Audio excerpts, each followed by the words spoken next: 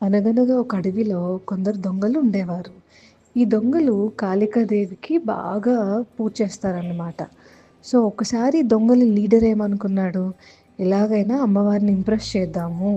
ఏదైనా ఒక అమాయకుడిని చూసి మనం బలిద్దాము. అప్పుడు అమ్మవారు మనల్ని బాగా బ్లెస్ చేస్తుంది అనుకుని, తనతో పాటుండే మిగిలిన దొంగలకి గూడా చెప్పి, ఎలాగన్నా ఒక అమాయకుడిని తీసుకురండి అని చెప్తాడు. వీళ్ళంతా వెతికి ఒక ఫార్మర్‌ని తీసుకొస్తారు. ఆ ఫార్మర్ ఏమో చాలా మంచివాడు. తనకొచ్చిన డబ్బులతో తననే చూసుకోవడం కాకుండా వేరే మంచి పనులు కూడా చేస్తూ ఉంటాడంట. ఉన్న కొంత డబ్బుతోనే.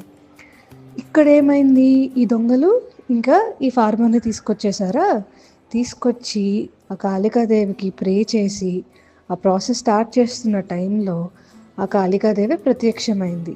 ప్రత్యక్షమయ్యి ఉగ్రరూపం, చాలా కోపం వచ్చి ఈ దొంగల మీద తిరిగి ఫైర్ అయింది. అప్పుడు వీళ్ళందరూ షాక్ అయ్యారంట. ఏంటి మా మీదకి ఫైట్ చేస్తుంది, మేము రోజు ప్రే చేస్తాం కదా, ఫార్మర్ని ఏంటి కాపాడుతుంది అని చెప్పి.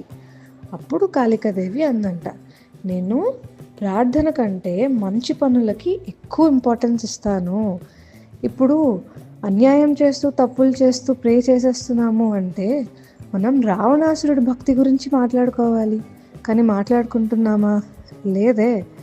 తప్పు చేసిన వాడికి ఎప్పటికైనా శిక్ష అన్నది తప్పదు. మంచి పనులు చేసే వాళ్ళకి ఎప్పటికైనా రక్షణ అన్నది ఖచ్చితంగా ఉంటుంది.